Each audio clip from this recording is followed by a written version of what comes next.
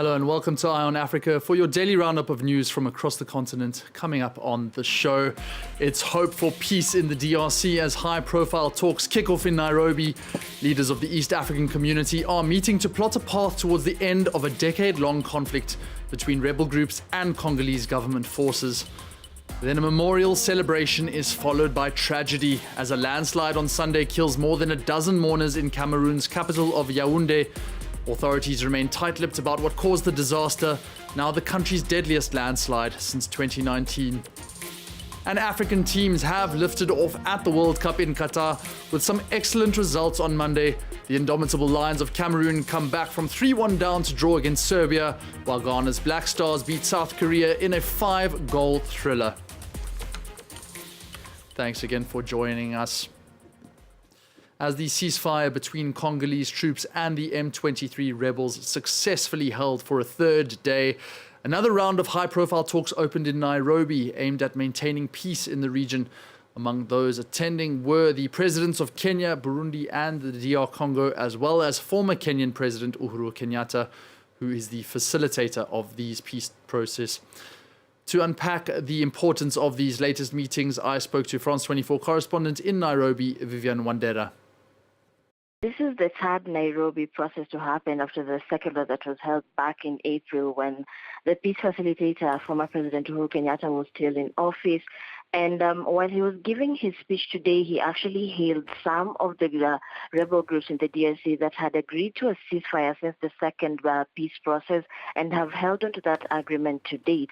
President Kenyatta also went ahead to set the agenda of the meeting, which will be to review some of the things that were agreed on in Luanda, Angola last week on Wednesday and during the second peace process.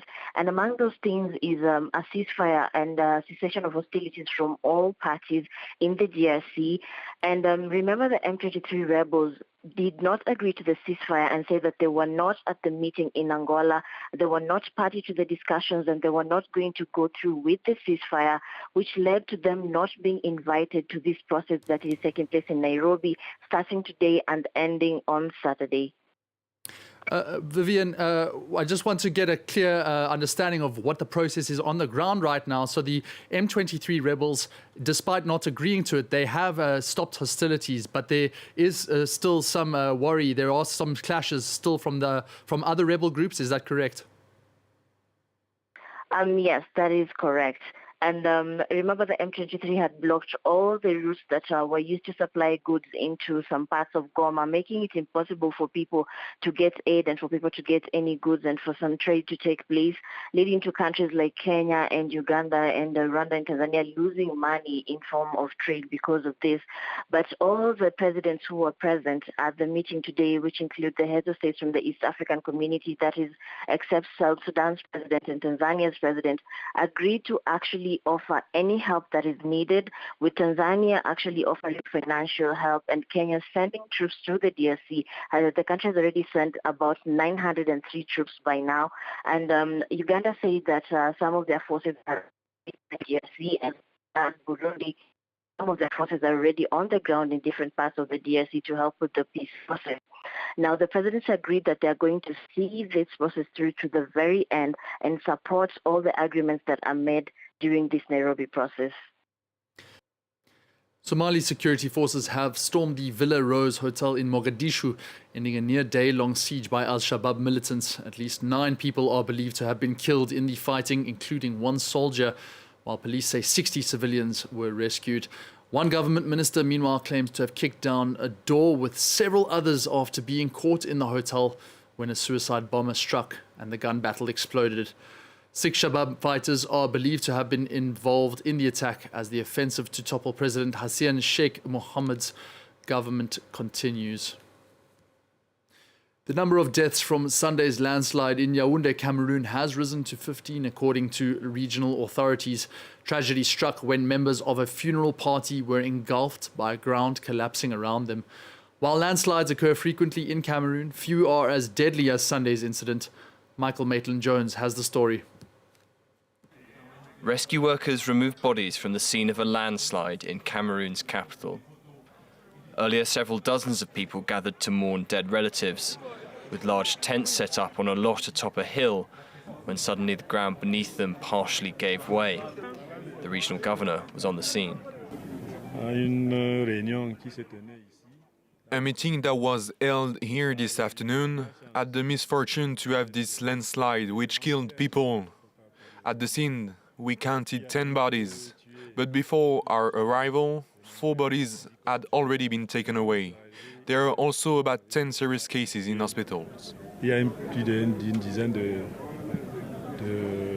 cas graves aussi qui sont donc dispersés dans les hôpitaux. Locals came by in their hundreds, searching for loved ones and slowing down emergency services.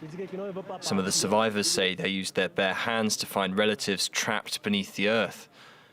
As the rescue operation continues, authorities say the site of the disaster remains dangerous and that nearby residents may be forced to evacuate. And we will be bringing updates on that situation as it unfolds. It's been a day for Africa at the World Cup in Qatar as Ghana beat South Korea 3-2 and Cameroon came back from 3-1 down to draw with Serbia in Group G. I now have the pleasure of welcoming back to the studio football correspondent Karim Balde. Karim, what a day for Ghana, particularly coming and winning 3-2 against South Korea. They've recently gone on a recruitment drive, Ghana. Yeah. Getting the likes of Tariq Lamptey, Iñaki Williams. How much has that helped their results? It brings quality into this team because they have experienced players such as the Ayew brothers, obviously, who are there since I think the 2010s or something like that. But yeah, they bring quality, and especially Iñaki Williams because he was supposed to play for Spain at first, and his brother Nico plays for Spain in this World Cup, but he decided in the last minute change to play for Ghana for the Black Stars even after the last AFCON in Cameroon. So yeah, it brings quality to this team, and we saw it during this game against South Korea. So this is a major good stuff for Ghana and for Otto Addo, the head coach. Oh, we heard just what a major coup it was and what a great result against South Korea. Let's just get a bit of reaction from those Black Star fans.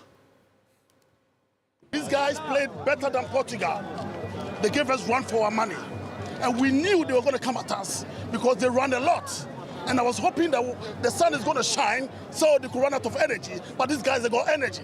So I give them credit for that. But we are better placed to move to the next stage. We have to go. We thank God Ghana has made it. We corrected our mistakes from the first game. We thank the coach for his corrections. And a crunch clash for those fans against Uruguay now to come on Friday. And if you do have a chance to meet some Ghanaian fans, they are undoubtedly the most fervent, some of the best you'll ever meet. Yes. But Karim, back to Cameroon now. They came back from 3-1 down against a really strong Serbian team. It looked for all and sundry like they had been defeated, but then all of a sudden, Vincent Abubakar steps up. Can they do the same against Brazil? I don't think so, to be honest. I don't want to be pessimistic for Cameroon and for Cameroon fans, but they always react. Cameroon always reacts. They can't act at the beginning of the game and saying that, okay, we have to do something better. We have to move forward. And that was the case against Serbia. We saw it during the first half, especially. They waited. They couldn't bring this space. They couldn't bring security. They couldn't bring their soul on the field to make them proud. But that came afterwards. And especially with Vincent Abubakar, what a chip he's called, by the way. But still, they lack some efficiency, and they have some leaders, as Eric Maxim Choupo-Moting, but I don't know what's happening with Cameroon, and we saw with the Honor story that, yeah, there is something wrong inside the team, and I'm not sure they can do further against Brazil, because we saw it tonight. Brazil is still solid, even if it was hard against Switzerland, but they are more solid than Cameroon, so, well, I remain pessimistic for Cameroon in this World Cup. Very tough for Rigobert Song. Some fans, though, are still quite optimistic. Let's hear from them. Cameroon has to win against Brazil because we have prepared well for the game. Brazil has overlooked the teams without realizing Cameroon could be a nuisance. And now we have a last match to play. The lion is roaring. They missed the first prey, they missed the second one. The third prey must be killed in order to come back home. If they stayed focused, we could have won. But we are still hopeful. It's not over yet. The Lions could qualify. It's possible. Another prey to kill. Not quite over for the indomitable Lions, but certainly the optimism is still there. One team, though, who were optimistic of reaching the next stage is Senegal, and they are obviously in that crunch clash against Ecuador on tomorrow already. And Valencia is not there with Ecuador, but should they still be fearful, the Lions of Teranga, of progressing?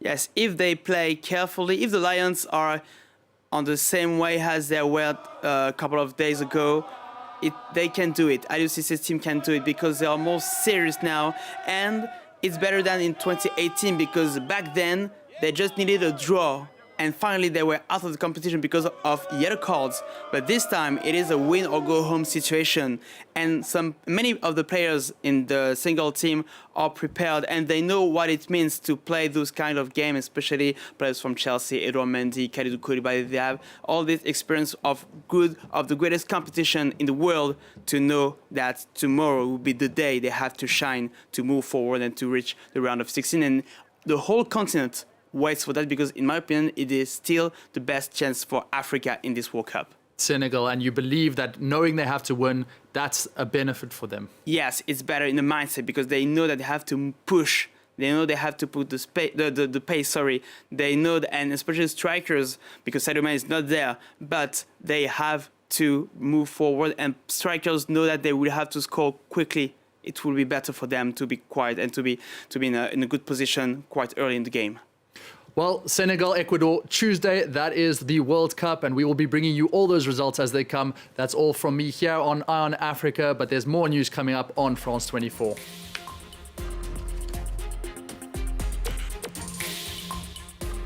Bienvenue en Normandie. Known for its world-famous beaches and monuments like a certain Mont Saint-Michel, the region of Normandy is also a gastronomical treasure trove. There's an incredible variety of specialties and dishes that reflect the region's culture, history, and terroir. And that's exactly what we're going to explore in this episode of French Connections Plus. So join us as we dive in and discover the region of Normandy. French Connections Plus, presented by Jeannie Godula and Florence Villemino.